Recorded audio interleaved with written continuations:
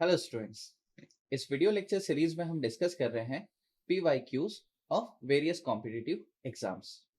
Now इस video lecture में इस वीडियो से हम स्टार्ट करने जा रहे हैं फोटोग्रामेट्रिक सर्वे पर बेस्ड कुछ PYQs को। Now here is the first question is a tall tower was photographed from an elevation of 700 meter above the datum. The radial distances of the top and bottom of the tower from the principal point are 112.50 mm and 82.40 mm respectively. If the bottom of the tower is at an elevation of 250 meter above the datum, then what is the height in meters of the tower? Now, so problem को solve करते हैं। ये जो question है इसके regarding graphical representation मैंने यहाँ पर ऑलरेडी बनाए रखा है, इसे रेफर करते हैं। Now so let us suppose यहाँ पर ये हमारा डेटम है जो कि मेन सी लेवल लिया गया है और ये हमारा ग्राउंड है जिस पर ये जो टावर है ये यहाँ पर पोजिशनड है। क्वेश्चन में हमें डिटरमाइन करना है height of the tower. Now किसी इस हाइट से हम लोगों ने जो कि डेटम से कैपिटल H हाइट पर हमारा कैमरा सिचुएटेड है किसी एयरक्राफ्ट पर। क्लियर है? नाउ सो ये हो गया हमारा फोटो प्लेन जहां पर हमने क्या किया हुआ है, यहाँ पर सारा एनालिसिस कर रखा है। तो ये हो गया हमारा प्रिंसिपल पॉइंट है और प्रिंसिपल पॉइंट से ये जो टावर है इसके टॉप पॉइंट और बॉटम पॉइंट की जो रेडियल डिस्टेंसेस है ना, वो मैंने यहाँ पर मेंशन कर रखा है। ठीक है, सो इसी को हम लोग रेफर कर लेते हैं। सो जो बॉटम आपका जो टावर का टॉप मोस्ट पॉइंट है इसकी जो रेडियल डिस्टेंसेस है ना, from the principal point that is R1 और जो बॉटम पॉइंट है इसका जो प्रिंसिपल पॉइंट से जो रेडियल डिस्टेंस है that is the small r। Clear है? बाकी यहाँ पर जो डेटा गिवन है उसके अकॉर्डिंग इसे सॉल्व करते हैं। नाउ सो क्वेश्चन में हमें जो गिवन है, हमें टोटल हाइट है ना, जो हाइट है हमारी एयरक्राफ्ट पर जो हमारा कैमरा सिचुएटेड है उसकी हाइट फ्रॉम द डेटम यानी कैपिटल H हमें क्वेश्चन में गिवन है। So given height of the camera, ठीक है, from the mean sea level. Question में ये हमें 700 mm गिवन है, सॉरी मीटर में ये गिवन है। देन जो टावर है ये जिस ग्राउंड पर है उस ग्राउंड का एलिवेशन भी हमें गिवन है। लेट अस सपोज से स्मॉल h कहते हैं और ये हो गया हमारा average height of the ground जो कि क्वेश्चन में अपन को 250 मीटर गिवन है। क्लियर है? नाउ यहाँ हमें डिटरमाइन करते हैं रिलीफ डिस्प्लेसमेंट। सो रिलीफ डिस्प्लेसमेंट क्या हो जाता है? So relief displacement now so हमें पता है रिलीफ डिस्प्लेसमेंट का फॉर्मूला यहाँ पे क्या हो जाता है। रिलीफ डिस्प्लेसमेंट को let us suppose small d से रिप्रेजेंट करते हैं तो स्मॉल d हो जाता है यहाँ पर R1 माइनस R। क्लियर है? नाउ हमें R1 और R दोनों ही वैल्यू गिवन है क्वेश्चन में। सो R1 हमें गिवन है यहाँ पर 112.5 और वहीं पर जो R है ये हमें 82.40 मीटर गिवन है। सो इजीली यहाँ पर हम डिटरमाइन कर सकते हैं रिलीफ डिस्प्लेसमेंट को जो कि निकल के आता है 30.1 mm। सो हम लोगों ने रिलीफ डिस्प्लेसमेंट यानी कि जो डिफरेंस है R1 माइनस R का इसे डिटरमाइन कर लिया। नाउ अब हम डिटरमाइन कर लेते हैं जो क्वेश्चन ने हमें आस्क किया है that is the height of the tower. Clear है? Now so as we all know the formula for the relief displacement that is the small d is equal to, ये क्या हो जाता है, that is the h multiply by R1 divide हो जाएगा ये h minus h average से। No सारी वैल्यूज हमारे पास गिवन है। रिलीफ डिस्प्लेसमेंट हमने डिटरमाइन कर लिया, हमें स्मॉल h यानी कि height of the tower determine करना है। सो इजीली यहाँ पर वैल्यूज को पुट करके अपन डिटरमाइन कर सकते हैं। सो स्मॉल d अभी डिटरमाइन किया 30.1, देन स्मॉल h तो हमें डिटरमाइन करना है मल्टीप्लाई बाय R1। R1 हमारे यहाँ पर क्वेश्चन में जो है वो 112.5 है। देन कैपिटल H क्वेश्चन ने हमें 700 मीटर्स यहाँ पर गिवन है माइनस एच एवरेज हमारे क्वेश्चन में 250 मीटर है। क्लियर है ना? तो यहाँ पे हमने सारी वैल्यूज पुट कर ली। फाइनली जब इसे सॉल्व करेंगे तो हमें height of the tower calculate हो जाएगा, जो कि यहाँ पर निकल के आ रहा है 120.4 मीटर। Clear, sorry M. ठीक है, सो ये वैल्यू निकल के आ जा रही है इन द एमएम्स। सो फाइनली ये हमारा फाइनल सॉल्यूशन निकल के आता है फॉर दिस क्वेश्चन। क्लियर है? Now let's move on the next question. Now here is the question is, two tower A and B standing vertically on a horizontal ground appear in the vertical aerial photograph as shown in the figure. The length of the image of the tower A on the photograph is 1.5 centimeter, of the tower B is 2 centimeter. The distance of the top of the tower A is 4 centimeter and the distance of the top of the tower B is 6 centimeter as measured from the principal point P of the photograph. If the height of the tower B is 80 meter, the height of the tower A is. तो हमें जो tower ए है उसकी height हमें यहाँ पर determine करनी है। तो क्वेश्चन में एक ग्राफिकल रिप्रेजेंटेशन भी दिया है ताकि इस क्वेश्चन को हम आसानी से समझ सकें ना। सो इसे सॉल्व करते हैं। So let's see the solution for this question ना। सो वन बाय वन यहाँ पर अपन टावर ए और टावर बी का एनालिसिस करते हैं, देन हमें क्वेश्चन ने जो आस्क कर रखा है उसे हम यहाँ पर डिटरमाइन कर लेंगे। सो सबसे पहले बात करते हैं टावर ए की। So for tower A, so tower A के लिए हमें सबसे पहले यहाँ पर कुछ डेटा ऑलरेडी गिवन है, तो उसे हम लोग सबसे पहले यहाँ पर मेंशन कर लेते हैं। तो हमें टावर ए के लिए जो रिलीफ डिस्प्लेसमेंट है यानी डी ए से इसे रिप्रेजेंट करते हैं, ये हमें गिवन है जो कि 1.5 सेंटीमीटर है। साथ ही हमें यहाँ पर जो रेडियल डिस्टेंस है ना ए पॉइंट की, वो भी हमें गिवन है टावर ए की जो कि 4 सेंटीमीटर है। और हमें डिटरमाइन करना है यहाँ पे जो टावर ए है इसकी हाइट, यानी हाइट ऑफ द टावर ए हमें डिटरमाइन करना है यहाँ पर। क्लियर है? नाउ सेम डेटा हमें गिवन है टावर बी के लिए। सो टावर बी, सो टावर बी की अगर बात करें तो यहाँ पर हमें जो रिलीफ डिस्प्लेसमेंट है दैट इज इसे डी बी से रिप्रेजेंट करते हैं, ये गिवन है जो कि 2 सेंटीमीटर है। देन यहाँ पर जो रेडियल डिस्टेंस है ये हमें 6 सेंटीमीटर गिवन है, 6 सेंटीमीटर। देन टावर जो बी है, इस टावर बी का हमें हाइट भी गिवन है जो कि 80 मीटर है। एच बी जो है वो 80 मीटर है। क्लियर है? Now as we all know जो रिलीफ डिस्प्लेसमेंट है उसका फॉर्मूला क्या होता है? So relief displacement, relief displacement ना, जो रिलीफ डिस्प्लेसमेंट है इसका फॉर्मूला होता है small d is equal to, अभी भी हमने इसे डिस्कस किया था यहाँ पर, that is h r divide by ये हो जाएगा h माइनस स्मॉल h, तो capital H minus h average. Clear है ना? तो इस फॉर्मूले को यूज करके हम height of the tower A easily determine कर सकते हैं। तो पहले हम लोग क्या कर लेते हैं, यहाँ पर जो टावर B है, टावर B के लिए यहाँ पर एनालिसिस कर लेते हैं। तो लेट अस सपोज इसको अपन B से रिप्रेजेंट कर देते हैं, तो DB हो गया यहाँ पर। क्लियर है? और ये HB हो जाएगा यहाँ पर। देन यहाँ पर R हमारा RB हो जाएगा। देन यहाँ पर अपन डिटरमाइन कर लेंगे क्या चीज, यहाँ पर H माइनस H एवरेज को। क्लियर? तो सारी वैल्यूज हमें यहाँ पर गिवन है, तो यहाँ पर हम लोग डिटरमाइन कर लेते हैं H माइनस H एवरेज को। क्लियर है? तो हमें HB की वैल्यू पुट करते हैं। HB हो जाएगा हमारे यहाँ पर 80 मीटर। देन RB हो जाएगा हमारे यहाँ पे 6 सेंटीमीटर।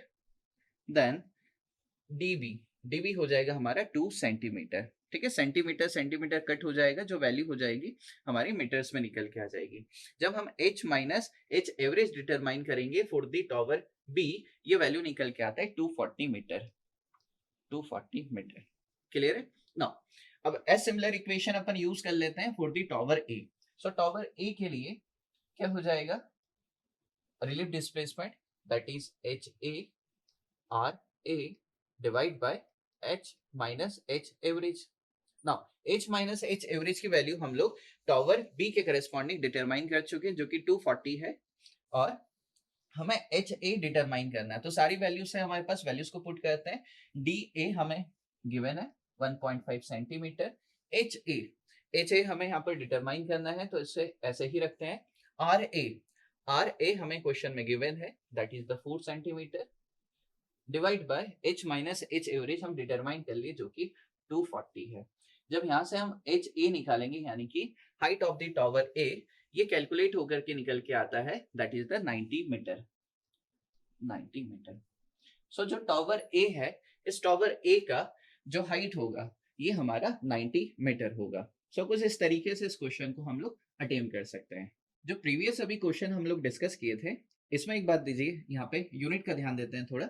यहाँ पर देखेंगे जो हमारा रिलीफ डिस्प्लेसमेंट था डी, है ना, तो जो डी है वो हमारा mm में है ना, और यहाँ पर अगर हम लोग देखेंगे जो आर है हमारे रेडियल डिस्टेंस वो भी हमारी mm में है यहाँ पर, है ना। सो mm से mm, है ना, mm से mm वाली यूनिट कट हो जाएगी यहाँ पर। क्लियर है ना। जो h है इसकी क्या यूनिट होगी इस पे डिस्कस करते हैं। यहाँ पे h माइनस h एवरेज जो है, h जो है वो हमारे मीटर्स में दे रखा है ना, और h एवरेज जो है वो भी मीटर्स में है। दैट मीन्स स्मॉल h जो निकल के आएगा वो हमारा ये mm में ना होते हुए ये मीटर्स में निकल के आएगा। ठीक है, तो इस यूनिट को यहाँ पर करेक्ट कर लीजिएगा। Now move on the next question. Here is the question is a square area on the surface of the earth with side 100 meter and uniform height appears as 1 centimeter square on an vertical aerial photograph. The photographic map shows that a contour of 650 meter passes through the area. If the focal length of the camera lens is 150 mm, the height from which the aerial photograph was taken is.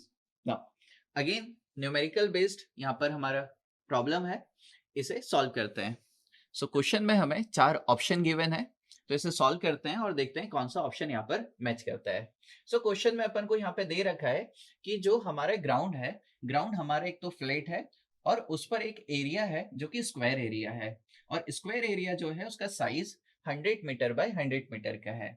जब हमने vertical aerial photograph लिया, सो उस photograph में ये जो area है ये 1 centimetre square निकल के आया। दैट मीन्स अपने पास जो फोटोग्राफ है उस फोटोग्राफ में एरिया का साइज पता है और ग्राउंड पर भी इसका साइज पता है। दैट मीन्स इजीली हम डिटरमाइन कर सकते हैं स्केल को। क्लियर है।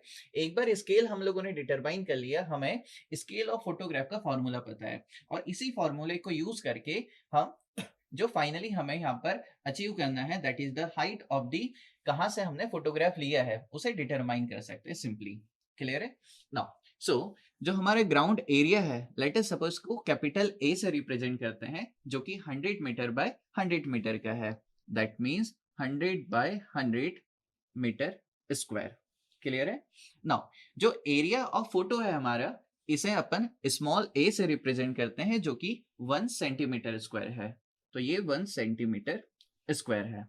क्लियर है। दैट मीन्स हमारा स्केल क्या हो गया, दैट मीन्स जो स्केल है ये हो गया 1 सेंटीमीटर स्क्वायर। हमारी जो फोटोग्राफ है उस पर एरिया फील्ड पर कितना हो जा रहा है, ये फील्ड पर हो जा रहा है हमारा 100 इंटू 100 मीटर स्क्वायर के बराबर। क्लियर है ना।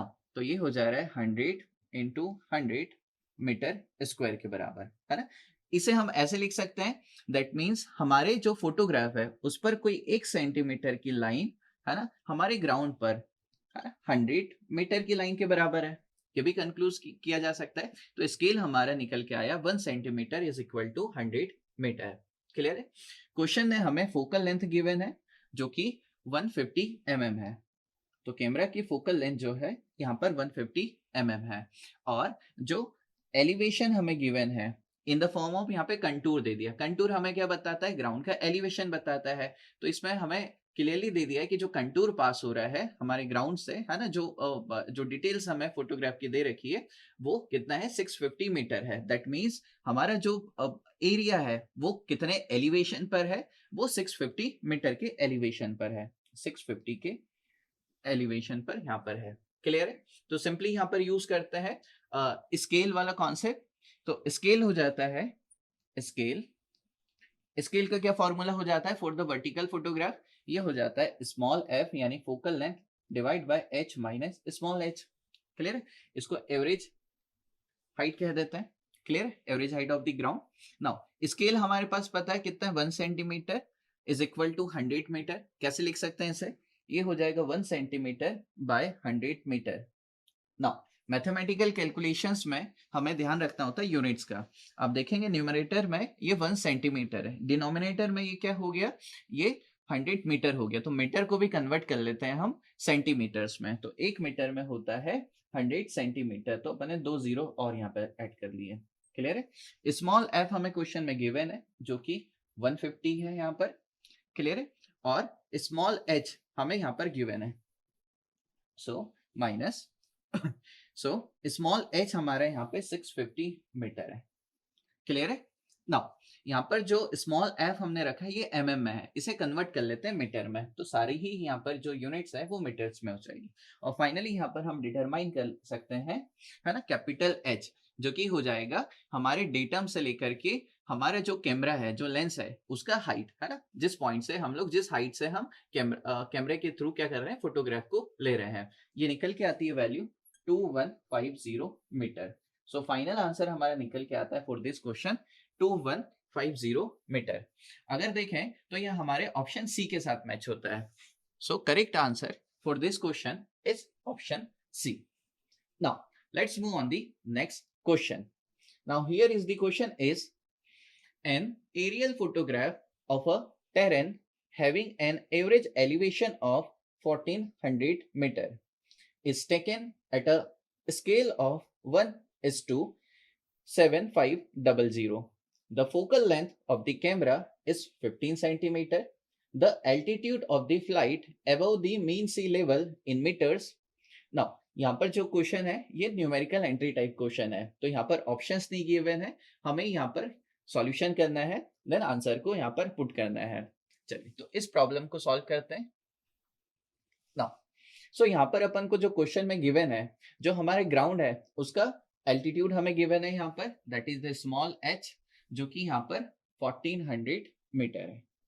नाउ नेक्स्ट हमें यहाँ पर स्केल गिवन है, जिस स्केल पर हम लोगों ने यहाँ पर फोटोग्राफ लिया है। सो स्केल है, सो स्केल यहाँ पर हम लोगों का है 1:7500। क्लियर है?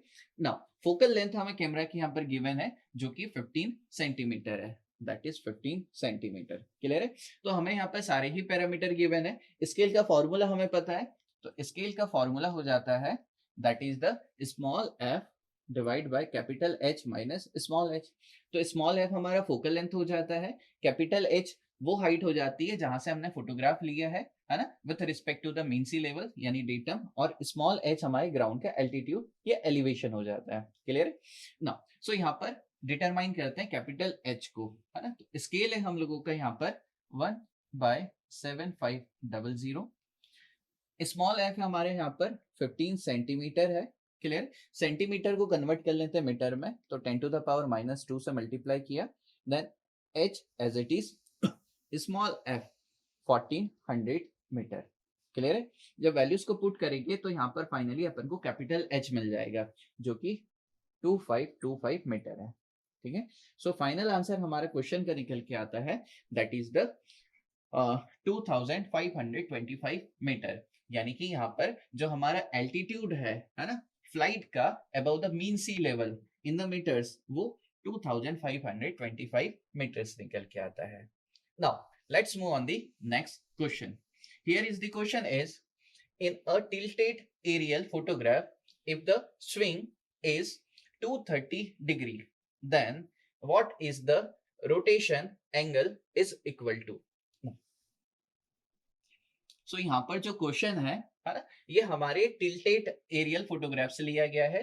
तो यहाँ पर हमारा जो यहाँ पे स्विंग एंगल हमें दे रखा है, ये कितना है, 230 डिग्री का है, और हमसे पूछ रखा है यहाँ पर रोटेशन एंगल कितना होगा। अगर हम लोग बात करें कि स्विंग एंगल होता है क्या है, तो स्विंग एंगल बेसिकली हम लोग मेजर करते हैं फोटोग्राफ के जो फोटो कोऑर्डिनेट होते हैं, उसका जो वाई एक्सिस होता है पॉजिटिव वाला, उसको रेफरेंस मान करके क्लॉकवाइज डायरेक्शन में से मेजर करते हैं। क्लियर है?